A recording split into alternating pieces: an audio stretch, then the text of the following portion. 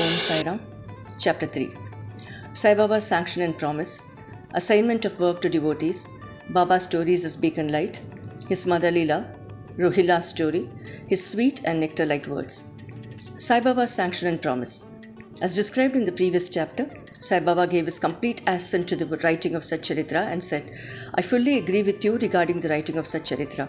You do your duty. Don't be afraid in the least. Steady your mind and have faith in my words. If my Leelas are written, the avidya, nescience will vanish, and if they are attentively and devotedly listened to, the consciousness of the worldly existence will abate, and strong waves of devotion and love will rise up, and if one dives deep into my Leelas, he would get precious jewels of knowledge. Hearing this, author was much pleased, and he at once became fearless and confident, and thought that the work was bound to be a success. Then turning to Shama, mother of Deshpande, Sai Baba said, if a man utters my name with love, I shall fulfill all his wishes, increase his devotion.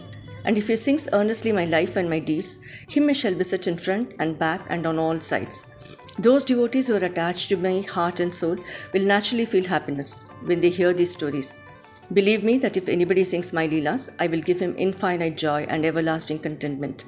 It is my special characteristic to free any person who surrenders completely to me and who does worship me faithfully and who remembers me and meditates on me constantly. How can they be conscious of worldly objects and sensations who utter my name, who worship me, who think of my stories and my life and who thus always remember me? I shall draw out my devotees from the jaws of death. If my stories are listened to, all the diseases will be got rid of. So hear my stories with respect and think and meditate on them. Assimilate them. This is a way of happiness and contentment. The pride and egoism of my devotees will vanish, the mind of the hearers will be set at rest, and if it has wholehearted and complete faith, it will be one with supreme consciousness. The ample remembrance of my name as Sai, Sai will do away with sins of speech and hearing. Different works assigned to devotees. The Lord entrusts different works to different devotees. Some are given the work of building temples and mats or ghats, flight of steps on rivers. Some are made to sing the glories of God. Some are sent on pilgrimages, but to me was allotted the work of writing the SATCHARITHRA. Being a jack of all trades but master of none, I was quite unqualified for this job. Then why should I undertake such a difficult job? Who can describe the true life of Sai Baba? Sai Baba's grace alone can enable one to accomplish this difficult work. So when I took up the pen in my hand, Sai Baba took away my egoism and wrote himself his stories. The credit of relating these stories, therefore, goes to him and not to me. Though Brahmin by birth, I lacked the two eyes, that is, the sight of vision, of Shruti and Smriti, and therefore was not at all capable of writing the SATCHARITHRA. But the grace of the Lord makes a dumb man talk, enables a lame man to cross a mountain. He alone knows the knack of getting things done as he likes. Neither the flute nor the harmonium knows how the sounds are produced. This is the concern of the player. The oozing of the Chandrakanta jewel and the surging of the sea are not due to the jewel and the sea, but to the rise of the moon. Baba stories and beacon light. Lighthouses are constructed at various places in the sea to enable the boatmen to avoid rocks and dangers and make them sail safely. Sai Baba's stories serve a similar purpose in the ocean of worldly existence. They surpass nectar in sweetness and make our worldly path smooth and easy to traverse. Blessed are the stories of the saints when they enter our hearts through the ears, the body consciousness or egoism and the sense of duality vanish, and when they are stored in the heart, doubts fly out to all sides, pride of the body will fall, and wisdom will be stored in abundance. A description of Baba's pure fame and the hearing of the same with love will destroy the sins of the devotees, and therefore this is a simple sadhana for attaining salvation. The sadhana for Krita age was Shamadama, tranquility of mind and body. For Trita age, sacrifice. For Dwapara age and for Kali, present age, it is singing of the name and glory of the Lord. This last sadhana is open to all the people of the four varnas, Brahmins, etc. The other sadhanas, namely yoga, yagya, sacrifice, dhyana, meditation, and dharana, concentration, are very difficult to practice, but singing and hearing the stories and the glory of the Lord, Sai Baba, is very easy. We have only to turn our attention towards them. The listening and singing of the stories will remove the attachment to the senses and their objects and will make the devotees dispassionate, ultimately lead them to self-realization. With this end in view, Sai Baba made me or helped me to write his stories, SATCHARITHRA Amrita. The devotees may now easily read and hear these stories of Sai Baba and while doing so, meditate on him, his form, and thus attain devotion to Guru and God, Sai Baba, get detachment and self-realization. In the preparation and writing of the work, SATCHARITHRA, it is Sai Baba's grace which has accomplished everything, making use of me as a mere instrument. Motherly love of Sai Baba. Everybody knows how a cow loves her infant calf. Her udder is always full, and when the calf wants milk and dashes at the udder, out comes the milk in an unceasing flow. Similarly, a human mother knows the wants of her child beforehand and feeds it at her breast in time. In case of dressing and adoring the child, the mother takes particular care to see that this is well done. The child knows or cares nothing about this, but the mother's joy knows no bounds when she sees her child beautifully dressed and adored. The love of mother is peculiar, extraordinary, and disinterested, and has no parallel. Sadgurus feel this motherly love towards their disciples. Sai Baba had the same love towards me, and I give an instance of it below. In 1916 AD, I retired from government service.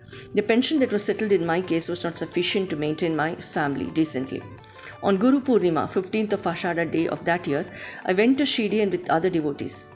There Mr. Anna Chinchinikar of his own accord prayed to Baba for me as follows. Please look kindly on him. The pension he gets is quite insufficient. His family is growing. Give him some other appointment, remove his anxiety and make him happy. Baba replied, he will get some other job, but now he should serve me and be happy. His dishes will ever be full and never empty. He should turn all his attention towards me and avoid the company of atheists, irreligious and wicked people. He should be meek and humble towards all and worship me heart and soul. If he does this, he will get eternal happiness. The question, who is this he whose worship is advocated, is already answered in the note on who is Sai Baba in the prologue at the beginning of this work. Rohilla story. The story of the Rohilla illustrates Sai Baba's all-embracing love. One Rohilla, tall and well-built, strong as a bull, came to Shirdi, wearing a long kafni robe, and was enamored of Sai, who stayed there. Day and night he used to recite in a loud and harsh tone kalma, verses from Holy Quran, and shout Allahu Akbar, God is great. Most people of Shirdi were working in their fields by day, and when they returned to their homes at night, they were welcomed with the Rohilla's harsh cries and shouts. They could get no sleep and felt much trouble and inconvenience.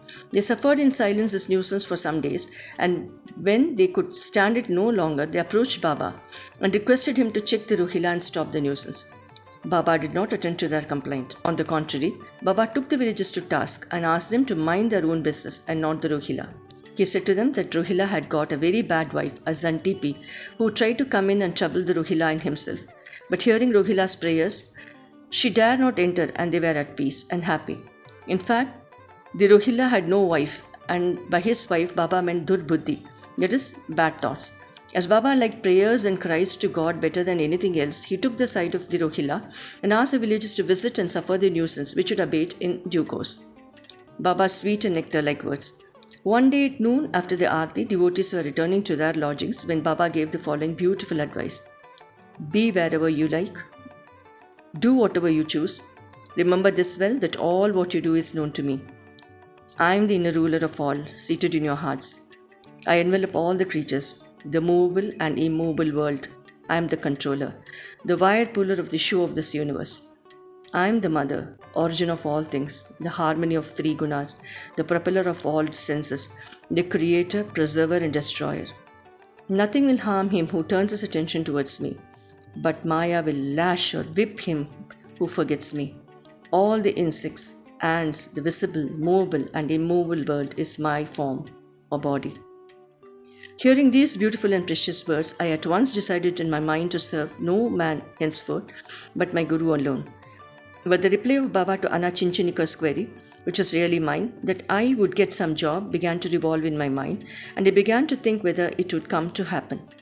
As future even showed, Baba's words came true and I got a government job. But that was of short duration.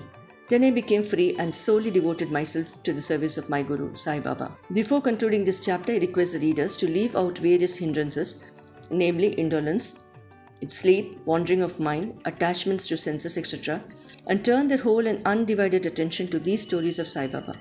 Let their love be natural. Let them know the secret of devotion.